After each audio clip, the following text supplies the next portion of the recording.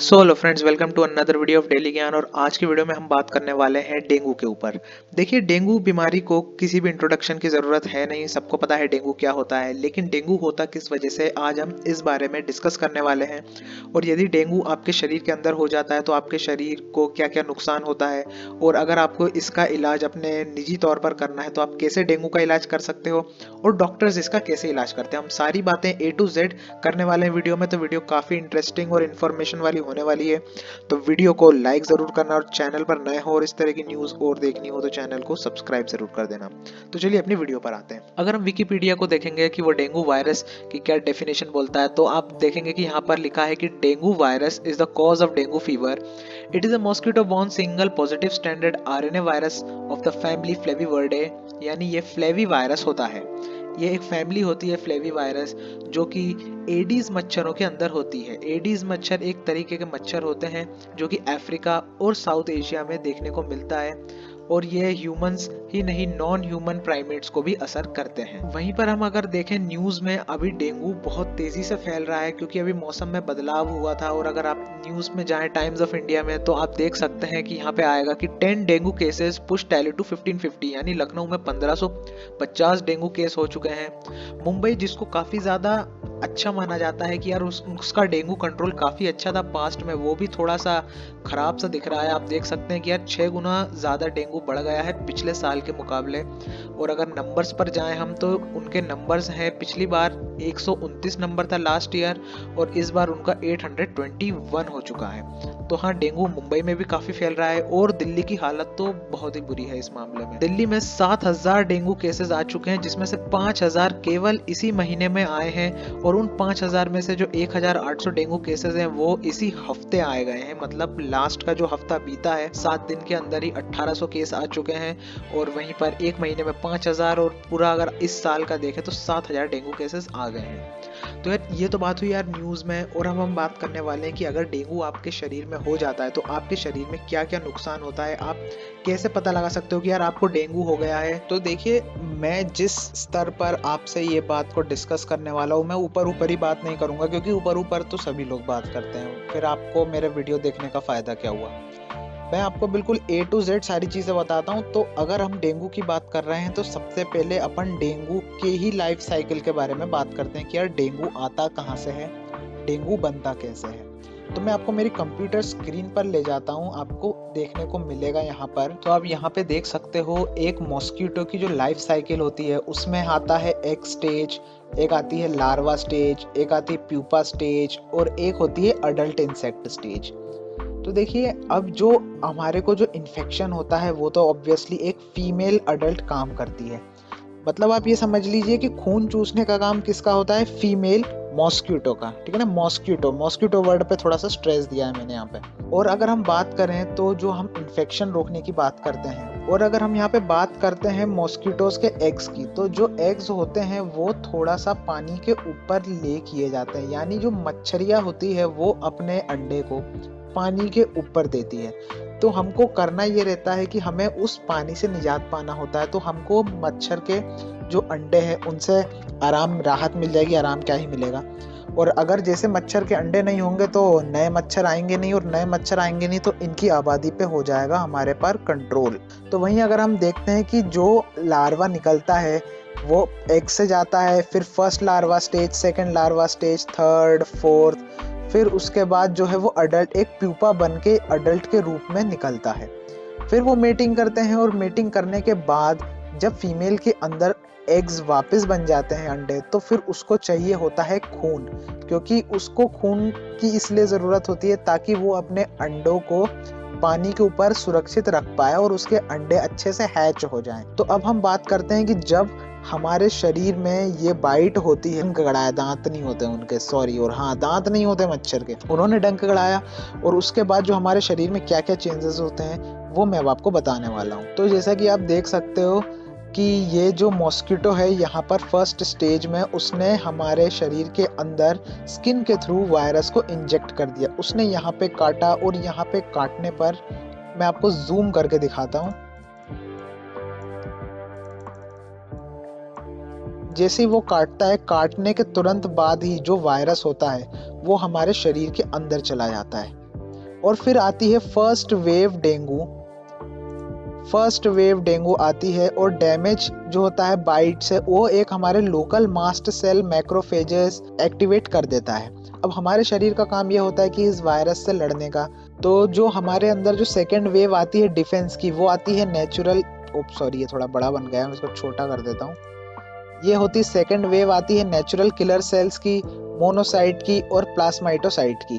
तो अगर आप ब्लड टेस्ट करवाओगे तो आपके शरीर के अंदर ये सारी चीज़ें जो जो मैंने मार्क करी हैं, मास्ट सेल, मैक्रोफेजेस, अगर फर्स्ट वेव है तो ये मात्रा बढ़ी हुई होगी, और अगर सेकेंड वेव आपकी डिफेंस की है तो आपकी ये बढ़ी हुई होगी। आप अपनी ब्लड रिपोर्ट में ऐसा देख सकते हो। तो जो आप देख सकते हो फर्स्ट वेव सेकेंड वेव का मैंने आपको बता दिया है। अब क्या होता है कि जो फर्स्ट वेव सेकेंड वेव के बाद जो हमारे अंदर डेंड्राइटिक सेल्स होते हैं, ये होते हैं डेंड्राइटिक सेल्स। अब ये डेंड्राइटिक सेल्स जो होते हैं वो इनके असर से आके डेंगू वायरस की वजह से एक्टिवेटेड डेंड्राइटिक सेल यानी इन्फेक्टेड डेंड्राइटिक सेल अपन इन्हें कह सकते हैं। तो अब जो होता है कि ये माइग्रेट करते हैं लिम्फ नोड के पास। लिम्फ नोड का काम क्या होता है, ये इम्यूनिटी में मदद दिलाता है और ये अडेप्टिव इम्यूनिटी के लिए हमारे शरीर को तैयार करता है। इस अडेप्टिव इम्यूनिटी की वजह से ही आपके शरीर के अंदर फीवर और थोड़ा बहुत आपको दर्द होने महसूस हो जाता है। फिर बात करें तो ये जो वायरस होता है, वायरस इन्फेक्टेड सेल होते हैं, और ये जो वायरॉन्स होते हैं ये डिस्टेंस ऑर्गन्स में ट्रैवल करते हैं, और इसमें मेन ऑर्गन होता है लिवर और होता है स्प्लीन। इन दोनों ऑर्गन्स में ज़्यादा से ज़्यादा असर देखने को मिलेगा हमको डेंगू वायरस की वजह से। अब ये तो बात हो गई कि हमारा शरीर कैसे रिस्पॉन्स करता है। अब हम थोड़ा सा विस्तार में बात करने वाले हैं इसके बारे में, थोड़ा बहुत डेटा, सिम्टम, साइंस और सारी A to Z जानकारी अभी मैं आपको डेंगू की फुल देने वाला हूँ। तो यहाँ पर आप देख सकते हो कि डेंगू वायरस जो है फीमेल इजिप्टी मच्छरिया से फैलता है, ये तो मैं आपको पहले भी बता चुका हूँ, और ये कैरियर का काम करती है। और वहीं पर अगर हम दुनिया का देखा जाए तो 128 देश डेंगू की चपेट में हैं, और ये कुल दुनिया का 24 कह रहा हूँ गलती से माफ कीजिएगा, 40% आबादी को करता है अफेक्ट, और वो 4 बिलियन पॉपुलेशन यानी 4 अरब लोगों के आसपास इससे अफेक्ट होते हैं। वहीं अगर हम देखा जाए तो हर साल 20,000 से ज़्यादा मौतें डेंगू की वजह से हो जाती, जो कि काफ़ी दुखद बात है। और अगर जो मॉस्किटो होता है, मॉस्किटो के अंदर जो डेंगू होता है वो 10 से 12 दिन तक रहता है इंक्यूबेशन में, यानी कि जो मच्छर होता है उसको 10 से 12 दिन लगते हैं डेंगू होने में, और उसके बाद ही वो इन्फेक्शन फैला सकता है। मान लीजिए कि अगर आपको किसी मच्छर ने काटा है लेकिन उसके अंदर डेंगू 10 दिन नहीं हुए हैं उसके अंदर डेंगू को, तो आपको डेंगू नहीं होगा। वहीं अगर हम बात करें कि जब डेंगू वाला जो मच्छर होता है वो आपको काट लेता है, तो आपके अंदर जो बदलाव होते हैं वो आपको 4 से 13 दिन के अंदर महसूस करने को मिल जाएगा, और आपको बदलाव के रूप में आपको ये सिम्टम्स देखने को मिलेंगे, जो है high fever, severe headache, pain behind the eyes. अब आप पेन बिहाइंड द आईज मतलब आपके आंख के पीछे वाले हिस्से में दर्द इस तरीके से महसूस कर सकते हैं कि यदि आप अपनी आंखों को चारों दिशाओं में घुमाएंगे तो आपको हल्का हल्का दर्द देखने को मिलेगा। वहीं सीवियर जॉइंट और मसल पेन भी काफ़ी ज़्यादा देखने को मिलता है डेंगू के केसेस में, और उल्टी होने की भी काफ़ी ज़्यादा संभावना है, और शरीर में गले के पास में और हाथों में रैश देखने को आपको मिल सकता है। वहीं पे आपको डॉक्टर सीबीसी कराने का बोलेगा, यानी कंप्लीट ब्लड काउंट। तो सीबीसी के अंदर जब आप करवाओगे तो आपको आपकी प्लेटलेट काउंट देखनी चाहिए। उसमें आपकी प्लेटलेट काउंट 20,000 के आसपास देखने को मिलेगी, और कभी कभार कम भी हो सकती है। ये जितना कम होगी आपको उतने ज़्यादा सिम्टम्स देखने को मिलेंगे डेंगू के, और आपका डेंगू उतना ही ज़्यादा खतरनाक साबित होगा। अब जो डेंगू वायरसेस होते हैं वो 4 प्रकार के होते हैं, लेकिन चाइना में 5वें प्रकार का डेंगू वायरस भी आ चुका है।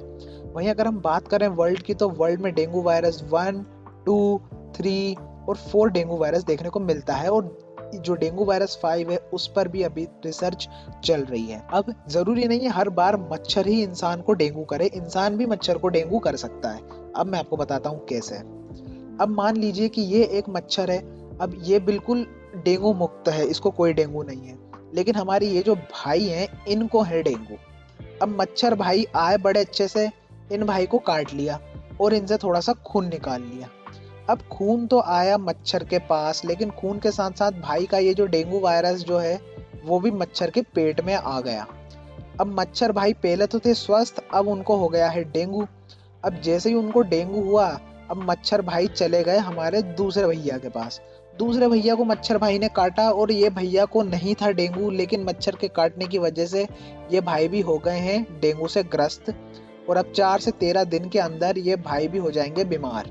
तो इस तरीके से पहले इंसान ने मच्छर को डेंगू करा, फिर मच्छर ने उसी डेंगू को दूसरे इंसान में फैला दिया।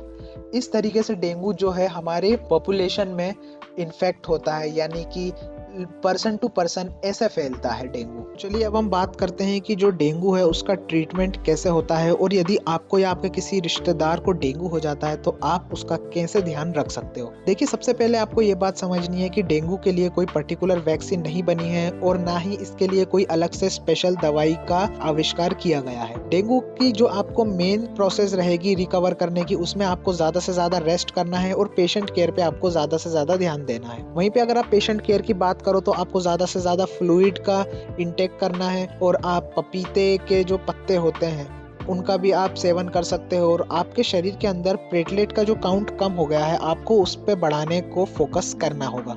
वहीं पे अगर आप ओटीसी ड्रग देखेंगे तो आपको ओटीसी ड्रग्स में से आप पैरासीटामोल पे जा सकते हो, या एसिटामिनोफेन, टाइलेनॉल, और जो मैंने पिछले वीडियो में बताया था कि आप क्रोसिन एडवांस भी ले सकते हो। ये माइल्ड फीवर और थोड़े बहुत दर्द से आपको राहत दे देगी।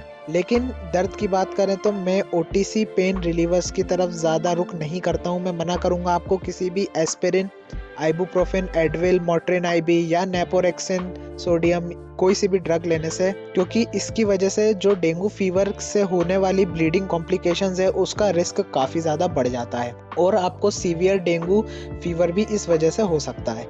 अगर आपको सीवियर डेंगू फीवर हो जाता है तो आपको सपोर्टिव केयर चाहिए रहती है हॉस्पिटल में। आपका प्लेटलेट लेवल 20,000 से भी नीचे गिर जाता है कई केस में। ऐसे मौके पर प्लेटलेट काउंट बढ़ाने के लिए डॉक्टर्स आपको इंट्रावीनस फ्लूइड इंजेक्शंस और जो इलेक्ट्रोलाइट रिप्लेसमेंट है वो देते हैं। अगर आप हॉस्पिटल में देखोगे डीएनएस और एनएस सॉल्यूशन होते हैं। वहीं पे आपके ब्लड प्रेशर को भी मॉनिटर किया जाता है, क्योंकि ब्लीडिंग की वजह से कई बार ब्लड प्रेशर भी ऊपर नीचे हो जाता है, और यदि आपके अंदर ब्लीडिंग कॉम्प्लिकेशंस होती हैं तो आपको ब्लड ट्रांसफ्यूजन की तरफ रुख करना पड़ता है। तो बस यार, आज के वीडियो में इतना ही। बहुत बहुत शुक्रिया वीडियो देखने के लिए। ये वीडियो माना थोड़ी सी लंबी हो गई थी, लेकिन इसमें अपन ने पूरी A to Z जानकारी दी है। तो यार, वीडियो अगर आपको अच्छा लगा हो और आपको ज़रा भी हेल्प मिली हो इस वीडियो से, तो यार वीडियो को लाइक ज़रूर करना, और चैनल पर नए हो तो चैनल को सब्सक्राइब ज़रूर करना भैया। 1 हफ्ते की मेहनत है मेरा ये वीडियो। ठीक है फ्रेंड्स, फिर मिलेंगे अगली वीडियो में। Until next time, take care, bye bye.